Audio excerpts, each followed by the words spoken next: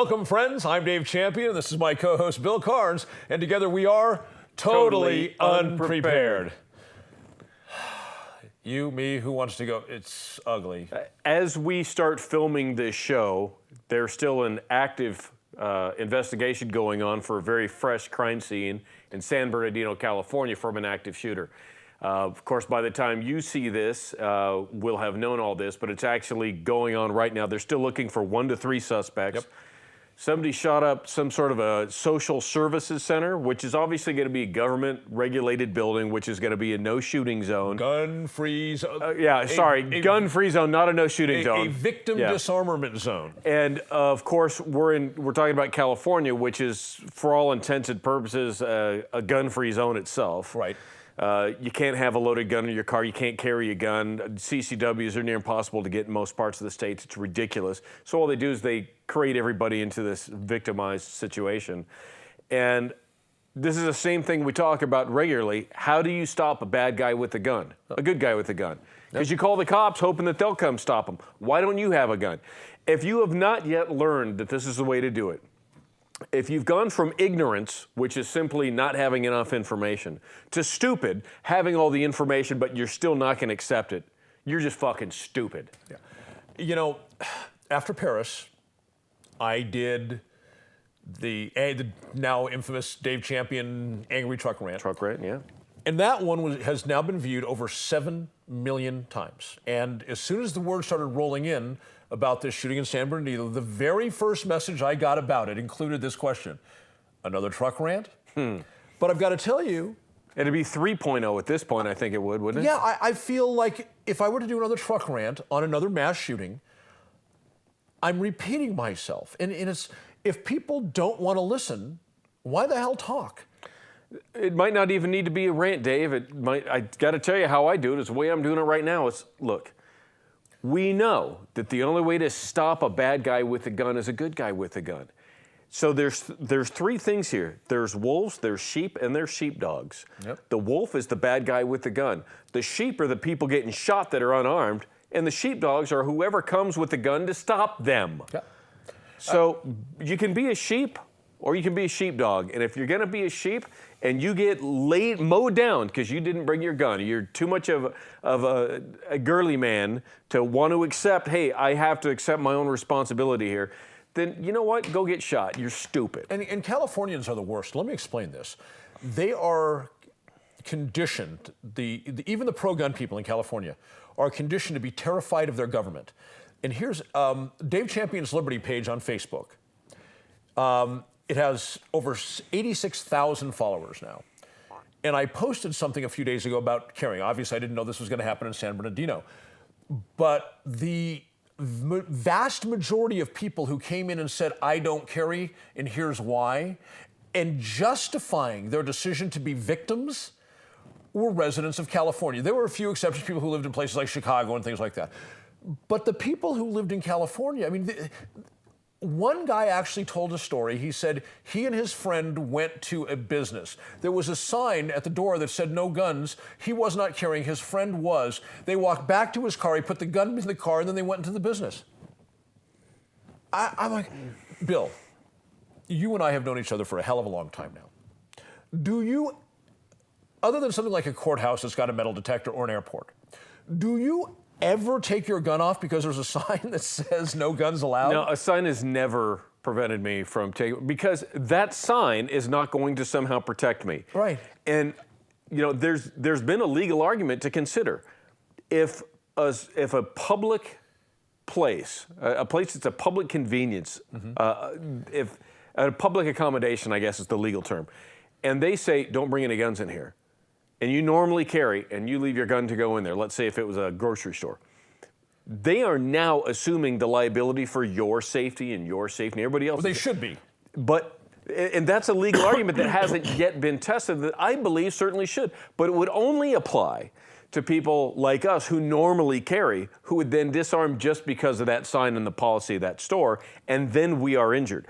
If you don't carry a gun to protect yourself and you get injured, it doesn't really matter where you are because you normally don't carry a gun anyhow. Yeah. So the liability there wouldn't exist because you don't provide for your own security. And of course, I lived in California for my entire life, other than my time in the military and a little time in Europe. I lived in California my whole time before I came to Nevada. And I carried a handgun concealed, permitless, because it was not available in LA County. To get a permit in LA County, I don't know how it is now. I'm presuming it's the same. Sorry if I'm doing this stuff with my throat. I'm just getting over being sick. I know exactly. Believe me, as bad as it was, that I'm with you on that. You either have to be like a diamond merchant, you have to have verifiable death threats against you, credible death threats, or you have to donate like $10,000 for the sheriff's re-election campaign. It's $100,000. Is it now $100,000? It is, and Lee Baca, one of the best sheriffs money can buy. Yeah. So consequently, I didn't fulfill any of those requirements. And so I carried for years, I can't even tell you how long, without a concealed carry permit in California. Which is a misdemeanor in California. Yes, but in Nevada, which is an open carry state, it's crazy. It's a felony if you carry. So the jacket tax is a felony. It's ridiculous. So, but my point is, all these people on this thread, these Californians. So I imagine this was a social in San Bernardino, the location of this latest mass shooting. It's a gun-free zone. I'm sure they have a sign at the door, no weapons allowed. And so I have to wonder. I think that's at the state line, actually. I think it is. But I have to wonder, because I've heard San Bernardino is a wee bit better than some other places about issuing concealed carry permits. Kern County is good, but that's the only other one I know of that is. But let's say that what I've heard is true, that San Bernardino is a bit better. Anybody who had a concealed carry permit, they get to the door, it says no weapons. In California, these knuckleheads are so programmed by the anti-gun mentality of their law enforcement and their government, they would literally go back to the car, put the gun there, and become a victim of one of these horrible, delusional mass shooters. If you want to avoid being the victim of a mass shooting, avoid places that are gun-free zones. Period. Yeah. Just avoid them. Your chances of getting shot in a mass shooting is dramatically lessened if you stay out of gun-free zones. Just leave them alone. Yeah, and of course, gun-free zone, as soon as I walk in, it's not. So let's talk about another majorly gun-free zone, Chicago. Yeah, right. Let's talk about that, where we had, what was the name? Was it LaShawn? Laquan McDonald, yep, who was murdered a year ago by CPD. Right, by his last name, Dyke is the officer's name. Yeah. Shot 16 times. We all saw the video. People are saying he was walking away. He was surrounded by vehicles in a half-moon. He was walking away from that particular angle that got out. Correct. But not walk away from anybody else. And he got shot 16 times, most of those while he was already on the ground, not moving. Yeah. For those of you who are gun guys, and you may not have seen the video, this cop just did a mag dump. He did, yeah. He just lined up his front sight and just pressed away. Even the guy was on the ground completely out of the fight. He just kept pressing the trigger. Yeah. It's out-and-out murder, and Dyke has been charged with murder. A year later, now, keep in mind, yeah, if this dash cam video or anybody else's video, a cell phone video existed of a private citizen having gunned this kid down, they would have snatched this guy up like that. Yeah. So why did it take a year, Dave? Because McCarthy, the now former superintendent, thankfully, after I don't know how many years of that douche being the superintendent of Chicago PD, Rahm Emanuel finally told him, "You're done, get out of here." But that's because he embarrassed Rahm. Sure. Not because Rahm gives a shit about any black kid, right? And but McCarthy tried to cover this up for a year, and it's funny because people see the videotape and they think that's all that's to it. And we know there's a lot of cop apologists, and no matter what the cops do, they'll take a look at a video of a cop stomping on an 18-month-old, and the cop will claim that he's in fear for his life, and they'll somehow find a way to validate that he was in fear for his life of an 18-month-old. But there's more to this story, because this was not the first time they encountered McDonald. They had been called initially about a half hour earlier to a Burger King on a complaint of a man with a knife. McDonald went to Burger King. Yes, there you go. I hadn't even thought about that. So there's Ronald McDonald at Burger King, right? Ronald McDonald. But we don't know what happened when they encountered him at Burger King. The reason we don't know is because after Dyke murdered McDonald, 3 other patrol officers went back to the Burger King. They asked the manager to have access to the video system. And the next morning, when the shooting investigation team showed up to check the video, 86 minutes was missing. And of course, the officers deny they had nothing to do with it. But the manager of the Burger King says they've been running that system for years and they've never had a second of data fallout. Yeah, so those 3 cops all need to be rounded up and fired. Right.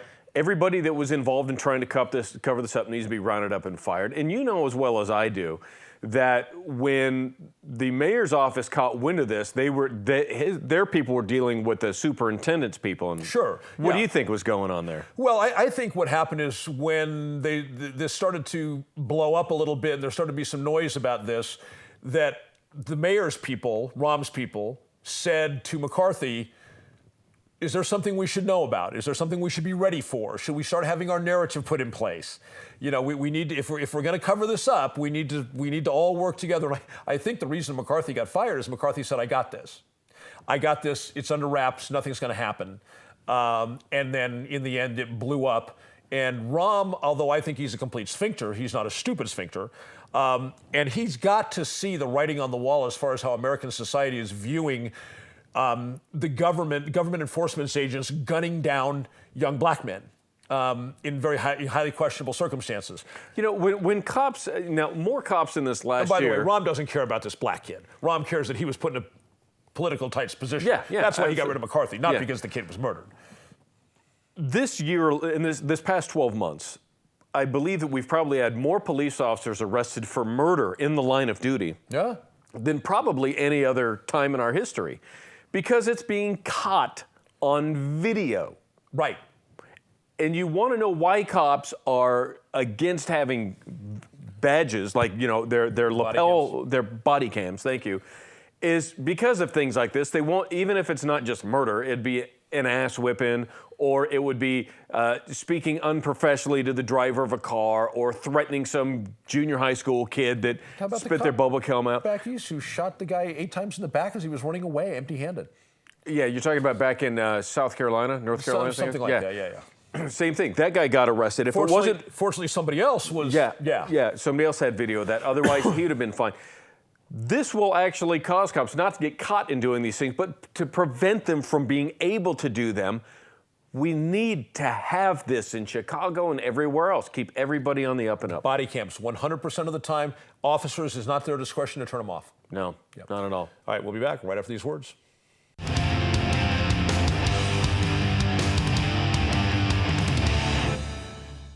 We are back, and now it's time for...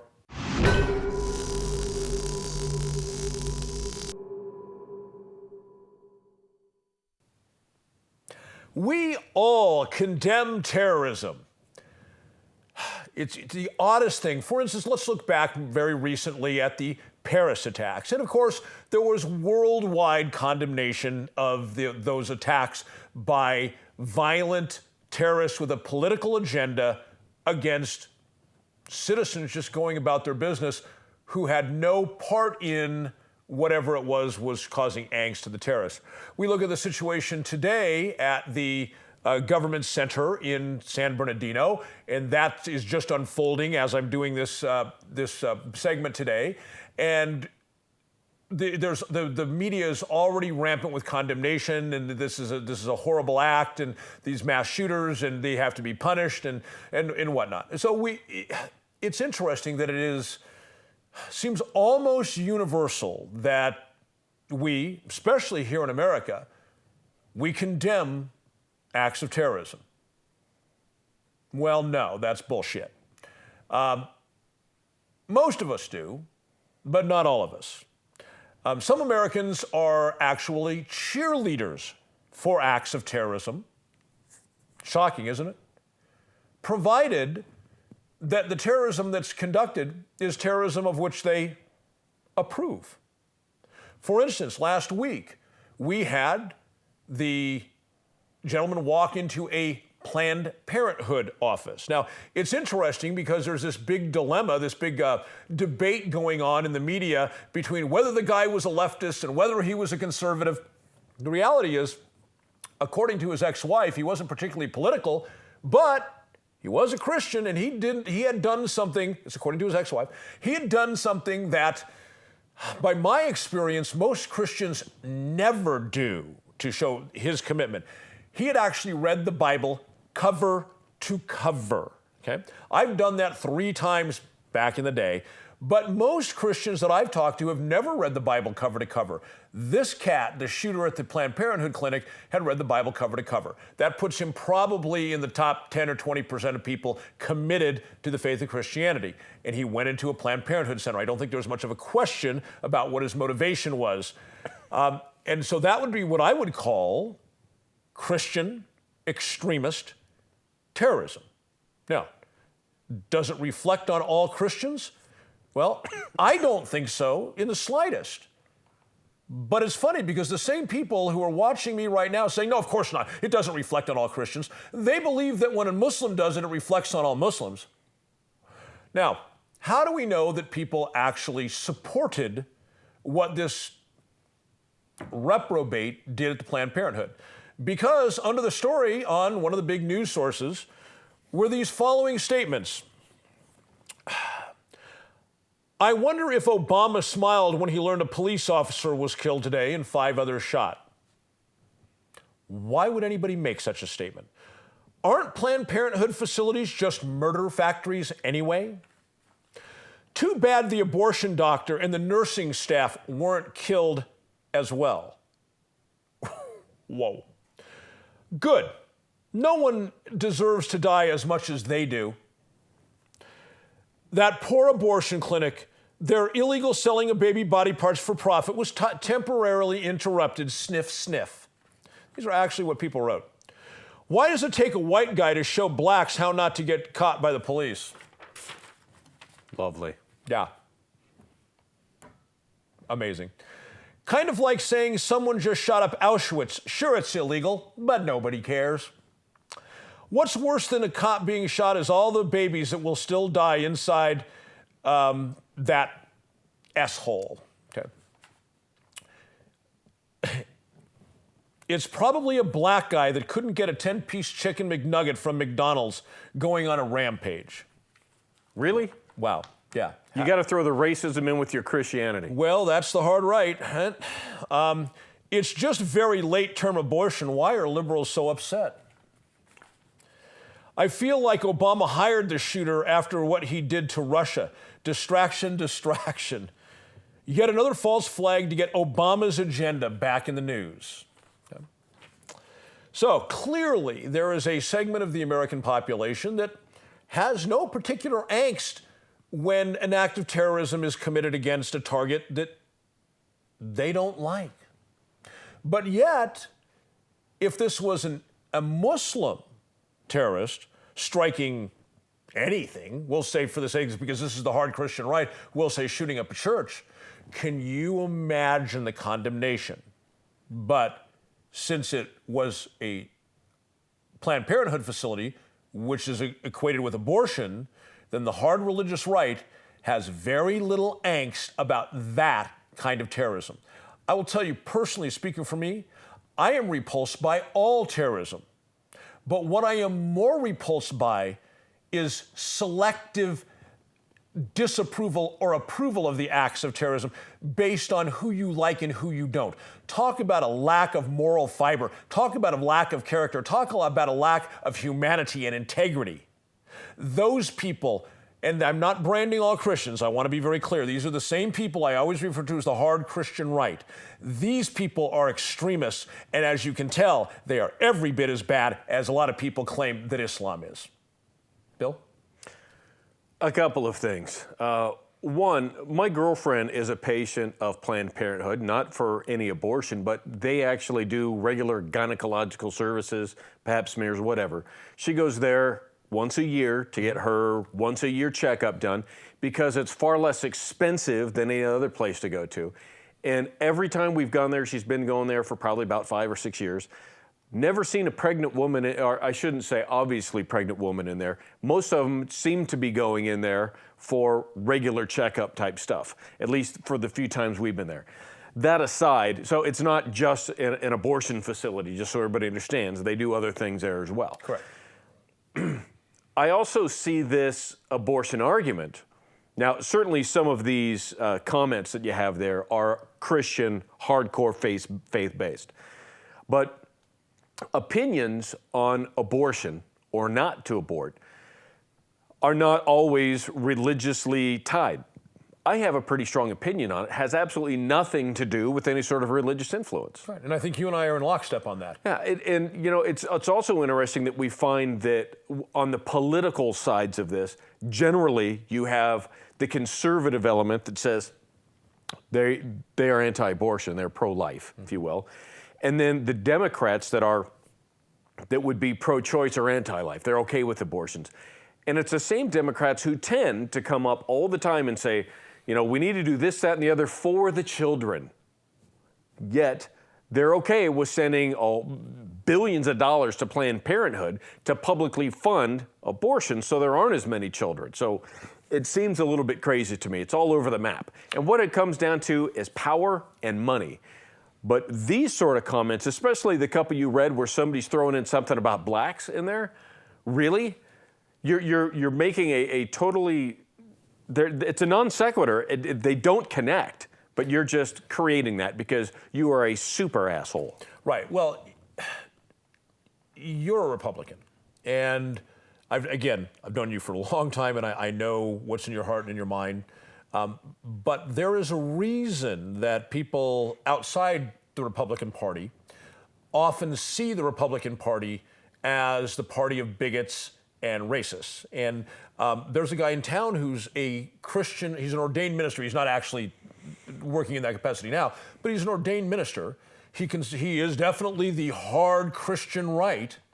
And he stood 2 feet from me one day and told me that the reason he moved to Pahrump is so he doesn't have to interact with any niggers. His word, not mine. Okay? Really? Yes. He told this to my face. Love of all man. I was appalled, right? Did you deck him? No. It was actually in a business environment. But nevertheless... that conversation doesn't happen very much in a business environment. It takes the business out of it. Well, I was managing the business at the time he was a customer. Oh, okay. Okay. So, but the point being that there's a certain segment in the Republican Party, a small segment, that epitomizes this kind of bigotry and racism, and I think that's what we saw manifested here. And again, whether I'm talking about the hard Christian right of the Republican Party, these people are clearly in the minority. But I think it's important for us to understand they're out there. By the way, since you brought up abortion in the non-religious sense, I've got an article. It's on the website davechampionsliberty.com. Click on blog and then scroll through until you find them. Both people who are pro-choice and people who are pro-life and religious people have said that it's one of the best written articles breaking down what the issues are behind America's looking at abortion. So if you're interested in that, you can go to davechampionsliberty.com, click on blog and read that article. But, you know, right now in Nevada, there's something interesting going on. You've got Planned Parenthood, which is supposed to be a counseling organization, and they provide abortions if that's where you want to go. Sure. There is another organization in Nevada, based in southern Nevada, that is also a counseling organization, but they try to get expectant mothers to keep the baby, or at least have the baby and give it up for adoption, or something along that lines. Either keep it or give it up for adoption. And they have gone through the process that's outlined in the state law, to try to get a specialized license plate, because for the specialized license plate, you spend X amount of dollars, and a percentage of those dollars go to the organization. It's a fundraiser, and you can fly your flag. Like on one of my cars, I have a Ducks Unlimited license plate. You can't actually get it anymore. It's not available, and it was only available for a couple of years. I think I got the only one in Pahrump. And it's a neat looking plate. And Ducks Unlimited was like $60. I think they got 30 of it. And then when you renew each year, they get a percentage. So that's what this whole thing's about. And it's a pro-life plate that this group put together. And of course, they're getting slammed all over social media for being this faith-based organization when they are not. They just have a position on, let's try to covet life. If you're really not ready to have a child now, make that decision before you get involved sexually. And there's all sorts of answers that you've got in order to prevent pregnancy, rather than to come at it later and decide, yeah, retroactively, I guess I didn't really want to have to face this. And whether it's that organization to which you're referring or it's Planned Parenthood, which everybody knows the name, both of them are focused initially on the same process. don't get pregnant if you don't want to have a kid. Right. I think that's the part that's lost to the hard Christian right, maybe to even more Americans about Planned Parenthood. They think it's just an abortion mill, when in reality, most of what they're trying to accomplish is, look, we've got all these choices in birth control. Be responsible. Don't get pregnant. But in the worst case scenario, if something happens, we will facilitate an abortion as well. But that's not what they want to do. Now, and you know, what they're doing after that is what's really gotten them in trouble recently. Yes, but although that's still legal. It is, Yeah. Unfortunately. All right, we'll be back.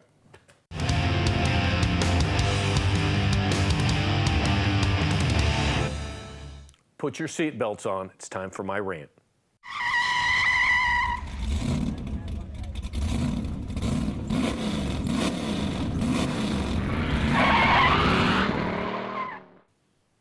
You know what really grinds my gears? Lack of responsibility and locking yourself in your own tiny little world and forgetting about everybody else. You know, the latest thing now is you've got these kids on these college campuses. You're talking like 18 to 22-year-olds, right? That are on these college campuses that want to have these little timeout rooms so that they can go, so they don't have to hear opinions contrary to their own. They want to be able to go out onto their campuses and out into the world and talk about whatever political related things they want to. But the moment anybody wants to counter them in any sort of debate, they want to be able to run off to this little room, close the door, and la, la, la, la, la. Oh my God, I didn't have to hear anybody that actually was talking about the other side of the issue, about something that I might learn. Geez. Thank you for pride. Are you serious? You know what we were doing about 65, 70 years ago with the 18 to 22-year-olds? They were storming the beaches of Normandy and taking back the European continent from the onslaught of the Axis powers led by Adolf Hitler. Same kids, same age back in the day. Now they need a timeout room on their university campuses because they want to go out there and talk about whatever it is, be it anti-gun, pro-choice, whatever it is, whatever their agenda is. And the second someone comes up to provide them with ideas on the other side, they want to run and hide in their little soundproof room that's probably got lava lamps, and you go in behind the door and there's beads and all these great purple psychedelics, and I don't know, maybe there's a bong sitting there waiting for you and some shrooms to trip on. I don't know what they're like. Seriously? Is this really what we've reduced ourselves down to? Is I have some ideas in my head, as qualified or unqualified as they may be, I want to be able to share them with everybody else and not have to hear the other side. You know, one of the things that we're missing, desperately missing, from high school and college campuses nowadays, debate clubs, where you could actually learn to debate. And the process of debating is also a learning process where you learn the other side. You actually learn what's going on the other side of the fence. You know, I had a bit of an experience with this years ago when I was a high school senior. There was 30 of us in class, in a creative writing class. There were 15 topics, and you were able to choose from the 15 topics. One was for that topic, another was against that topic. So we got to hear these 15 topics, both for and against. The one I was a part of was the death penalty. Was I for the death penalty or was I against the death penalty? Well, I was for the death penalty, and I still am, to a certain extent.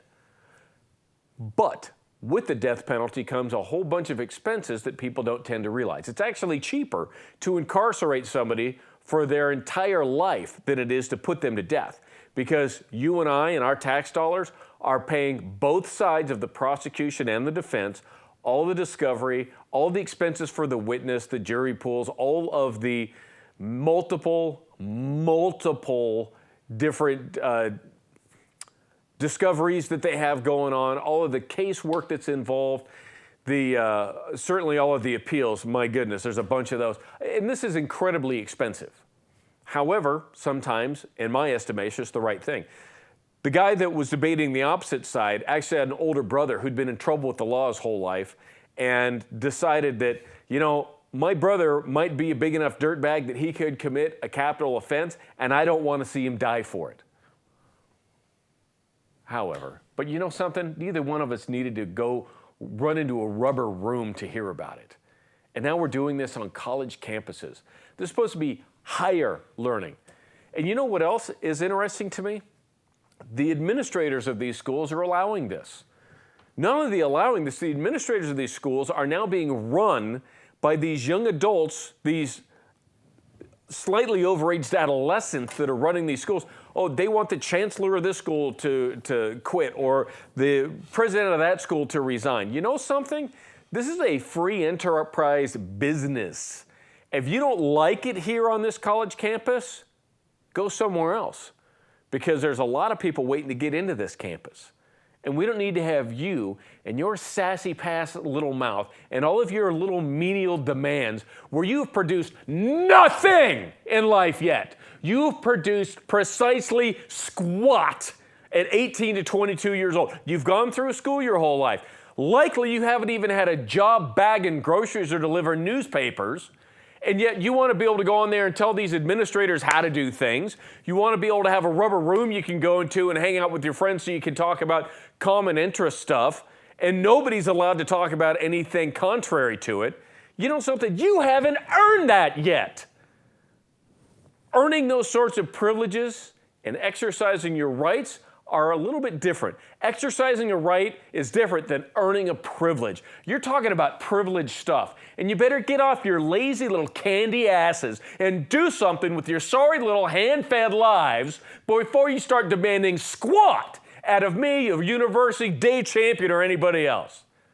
Go piss up a rope, you pansies. Dave? They can demand anything they want from me. And you know what they're going to get? That's right. The shaft. You know, it amazes me that, now, first of all, we should characterize that there's two different issues operative here, and they're somewhat similar in how they play out. One is concerning threats of violence and racism, okay? I understand that students would want to be separated from somebody who is threatening them with physically, or is threatening, or is engaged in racism towards them. I get that. To me, that's more of a criminal or quasi-criminal situation, and the campus administration should be stepping in and punishing the people who are doing it, up to and including removing them from the university. Okay? However, there's the other one that we're talking about now, which is all about, I don't want to call it hurt feelings, feigned emotional distress. Okay, when one has to be told, for instance, let's say somebody, this would be the kind of issue that we'd be talking about. Let's say a woman wants to talk about men who are misogynistic, and she's a feminist, and that's her shtick. And somebody says to her, well, I think the whole feminist paradigm is a load of hogwash, and it's rather cute. Yeah, right. How cute that you came up with that. And that much of what you ladies, you feminists, refer to as misogynistic is actually sort of the nature of the beast when it comes to men, and it has been that way for all time, and it will always be that way. And you're just trying to look at things which are natural and proper. I would say proper, natural, and claim that there's something wrong with them. I'm not saying that I agree with that argument. I'm just saying that might be the counter argument to her feminist arguments. Supposedly, this is so emotionally distressful to have to hear a counterpoint that they have to remove themselves to areas that other people are not allowed to enter, that are stocked with things, I kid you not, like coloring books and Play-Doh. And they can use these to de-stress after having heard a point of view with which they do not agree. My response might be to this: if you are such a pansy that you can't deal with learning about the other side, so you actually have an informed opinion rather than being an ignorant opinion, that you need to go to the little rubber room with Play-Doh and coloring books, maybe they should drop a cyanide pill in there and turn it into a little gas chamber. I'm not saying to do that. I'm just proverbially saying, if you are so worthless as an intellectual in this day and age that you can't provide yourself to learn about the other side, at least understand the other side, you're just taking up space. And I don't want to cast it as a male-female issue. It could be the same thing, two guys debating gun control. No, and I get that. One guy's like us, the other guy is an anti-gunner. The anti-gunner, runs away and has to go hide. And I've been an anti-gunner. You know how I'm an anti-gunner? I take my gun off and I set it on the table and I walk away. I'm now no longer armed. I take that back, put it in my holster, and hey, now I'm armed. See, so I know the opposite side of the argument. These college students now, the way they're handling this is, Bill, the things that you just said in your pro-gun argument are scaring me. I feel very threatened now. Yeah, we had that case where somebody had a Confederate flag sticker on a notebook, and another college student saw it and was all stressed out. Yeah.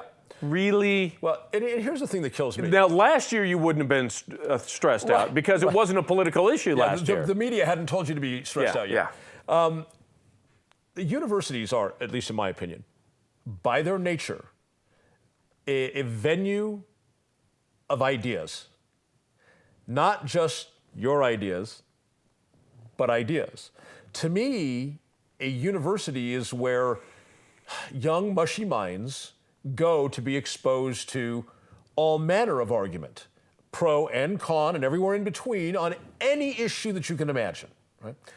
So, to me, the amazing thing is that the administrations of these universities have allowed things to get to the point where a student in an environment that thrives on the discussion of ideas, point counterpoint, okay, and now allow students to claim emotional distress over hearing somebody else's point of view. If I was an administrator and somebody came to me and said, I just listened to Bill Carns talk about guns and I'm so threatened I have to go play with my Play-Doh. I have to be in a safe zone. Bill Carns cannot come in my safe zone. I would love to go beat him in there and turn that Play-Doh into a gun and leave it there for him. Well, my thing would be, you're no longer a part of this school. Yeah, goodbye. When you have matured to the point that you can hear somebody else's point of view without this childish feigning of emotional distress, then you are old enough to rejoin the rest of the university. Until that time, you are not emotionally or mentally qualified to be here anymore. Chancellor Champion. It's to the point at this, colleges are so horrible with this garbage right now. I have 3 daughters that are moving into the I might be going to college sort of thing, right? Mm-hmm. And I'm a little bit afraid. I would support them going to some place like Hillsdale College, and I don't know how many others there might be out there that I'd actually support them wanting them to go to. Right. Well, fortunately, as far as what I read, this is still a problem that's a minority issue, that this is not university-wide across the country. This is certain, say, they're known for their left-leaning politics, those kind of institutions. Which are getting worse and worse as the day goes by. One of them, as a matter of fact, is Harvard, if you can believe it. Oh, I can. I can. We'll be right back.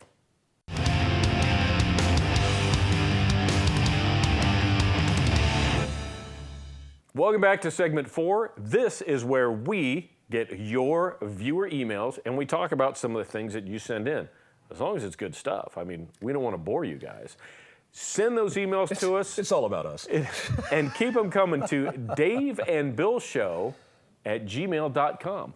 And you can also always go online and view the shows, listen to the audio at totallyunprepared.info. So go there, check it out. We have a Facebook page too. And it's interesting. We had one of our viewers. Hang on, before you go there. Oh, hold on. Let me back out of the doorway. Okay, I want to say, you'll notice since I'm coming back from just being sick, I'm glad I'm here today because I wasn't sure I was going to be able to be here today because I had some nasty bug. So you notice today, Bill helped me out. He's doing the heavy lifting on the profanity today so I could just sort of relax, take it easy. Yeah, actually, I warned our engineer I was going to cuss a couple times, and I usually always leave that up to Dave, but it's getting to the point where I'm so disappointed in American society in a number of different ways that I really don't know how to articulate it well. Like this whole thing with mass shootings, they're happening because nobody there has a gun to stop it. On the occasion that there is someone there with a gun to stop it, it doesn't make the news because that doesn't fit their narrative. Like, remember back in Oregon, there's the mall shooter. He popped a few people. Then a bang. Well, no, he didn't even shoot. CCW guy came out of the holster with his gun and stepped behind a big, like, marble pillar. The shooter saw him come out with a gun. The shooter then ran into a stairwell and shot himself because he was facing an armed assailant, right? Good, there you go. Yeah. So. There was I don't know what it is with Colorado, but Colorado seems to have a lot of these things going on over the last several years. Right. Starting with Columbine up through recently. I remember there was one weekend there were 2 different church shootings. One of them, the guy got the gun out and started shooting, and a lady who was in there, she's an off-duty cop or security or something, she had a Beretta. She pulled her gun out and shot the guy down before he actually got any bullets in anybody. And someone else, the former cop. Yeah, and then someone else was in a church that same weekend that pulled out a gun and was actually successful in shooting a number of people. I've got to tell you something. I do a lot of posts on the Dave Champion Liberty page on Facebook that are pro-gun, and we talk about the same kind of things we talk about here with the mass shootings. And so inevitably I get these, they always tend to be these young guys, I think there's these college students we were just talking about, who say, oh, nobody can stop any of these things with a gun. All you're going to do is shoot all the innocent people, right? You're just going to be spraying bullets and hitting innocent people, right? Yeah, of course. So it was great because this last time, I had just been looking at a story before I read that comment in the thread. And so I said, well, here's the problem. Criminologist Professor Gary Kleck, in his research, found that more than Americans use firearms to defend themselves more than 2 million times a year. So how does that play in your scenario with it's impossible? You say it's impossible, it doesn't happen. A professional, not some punk kid, professional researcher, yeah. Right, who is a professor, a college professor, says it happens more than 2 million times in a year. I said, and just to rub it into him a little bit, I said, if you're yellow, that's okay, but even girls do it. And I put in a link from a story I had just been reading. 2 guys came up and tried to rob a guy and his wife. The guys, obviously, the bad guys were focused on the husband as the potential threat to what they were doing. The wife pulled out a gun, killed one of them, the other one ran away. So I put that link in there. Even a girl can do it. Even a girl can do it. So with all these mass shootings... Yeah, and we actually got a viewer email just in the last couple of days that said, hey, if you guys are going to put on any kind of a shooting course, put me on your list. Well, at lunch today, we talked about putting on a potential spring course, which would be focused on if you get caught in a mass shooting scenario, what to do. Yeah. So keep in mind, this idea is about 90 minutes old at the time we're giving it to you. No promises is what No we're saying. promises at all. We'd have to find the proper facilities, get a curriculum together and such as that. Certainly information we know and can do. It's a facility management, location management. If you are interested, you could do one of a couple of things. Either send us an email. If you happen to know of a great location, we could do this. I know of one in northern Utah, but I don't know what their schedule is. We'll talk about it. And then you've also got the Dave Champion Liberty page. People go and like that because we'd announce it there. If you're on Facebook, go to Dave Champions Liberty and like that page, because certainly if this starts to develop, I'll be putting incremental posts up there about that. Also, I want to say something. You sit here and you watch week in and week out. Bill and I shoot the breeze as friends and political commentators. But I think when we're talking about a course, this is an excellent time for me to say something I've already told you. Years ago, watching Bill's... Oh, don't tell this story. In watching Bill's style of instruction concerning firearms, I said, and you'll probably remember this, I said, Bill, you are the instructor's instructor. You are the instructor to instructors. And I even said something you took a little bit of umbrage with. I said, I think your skills are a bit wasted on the basic courses because you teach it, it's understandable by everybody, but your level of expertise when you teach firearms in tactics is so incredible and so perfected that you're the guy who should be teaching all of the instructors. And so I want you to know, I won't comment on my own. If people have trained with me, my reputation is already out there. But for those who've not trained with Bill, because you haven't been in the game in a while, you got out a lot before I did. Well, kind of. We've both kept our big toes in the pool. A little bit, yeah. And I've actually been more of a concierge instructor. I've taken on individual private clients that I don't really talk about on the show. Right. And there's a couple of groups that I have gone out and taught with. By the way, thank you very much for those words.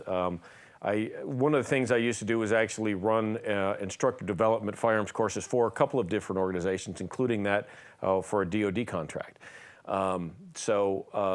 It's always nice to be able to take somebody who knows how to teach, knows how to shoot, and get those things together so that they can go out and carry on the good work. You and I just partnered on advanced combat rifle. When did we do that? 5 months ago? 6 months ago? It was a year ago. No way. It was a year ago, November. It's 13 months ago. Wow, how time flies. Yeah. So yeah, that was the last we partnered on that course, advanced combat rifle. Yeah. So yeah, that was good stuff. Students love that.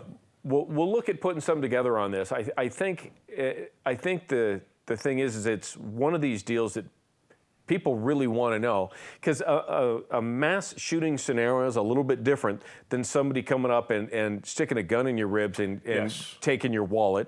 Or highly chaotic. Yeah. Or you're caught in a 7-Eleven and somebody's pointing the gun at the cashier's face, and what do I do from here? Those are a little bit different than someone just randomly out there shooting and shooting and shooting. And yeah, in those situations you just mentioned, you're not having to cope with 20, 50, or 100 panicked cattle, which is what humans become in that situation. Sure. They're panicked, they're running in every direction.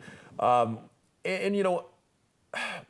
when I think about doing this course, I mean, to me, what I would want to impart to the students, sort of the macro theme, if you will, is that thinking about it and, being that sort of macho guy, no, here's what I would do, is entirely different than doing it. We can think about all sorts of things, we probably do, all of us, think about all sorts of things we might do, but if we're not trained, we don't have expertise, we've not rehearsed it, it's very unlikely to come out exactly as we imagine. And that's always one of the benefits that it's, if somebody were to say, and I've heard this from time to time, people who've trained with me and whatnot, they're like, Dave, you're quite a badass. And my thing is, perhaps I am, perhaps I'm not. It's in the eyes of the beholder. But if I am, it's not because I have bravado. It's because I've taken the time to train and rehearse and imagine and run through scenario after scenario after scenario after scenario with airsoft, with live weapons, which Bill and I talked about we'd be using both in this course, so that when these things jump off, I am literally not facing it for the first time. Even if it's something that I've never encountered in the real world, it's something I've encountered in a setting which is as close to real world as training can create, which is a hell of a lot better than what guys may fantasize they would do. You're right. Imagine the first time when you're a brand new driver, you're trying to turn right into a driveway and someone else is coming out left and they're kind of blocking your way and you're kind of locked up. Well, we all now experience that on a nearly daily basis when we drive. Right. We've dealt with that. And it's not necessarily doing it as, okay, well, now we've got an idea. So I would hope that this course would bring that sort of thing out, that we would actually be able to get people in the idea of there's gun handling, marksmanship, and tactics. You're going to need to bring your gun handling and your marksmanship to this course if we do it. We will go over the tactics. Tactics are fluid. Right. Tactics change constantly. And gun handling and marksmanship does not. One of the things that an active shooter environment very likely will have, which is entirely different from any scenario most people train for, 99.9999% of the shooting public, is shooting in a crowd.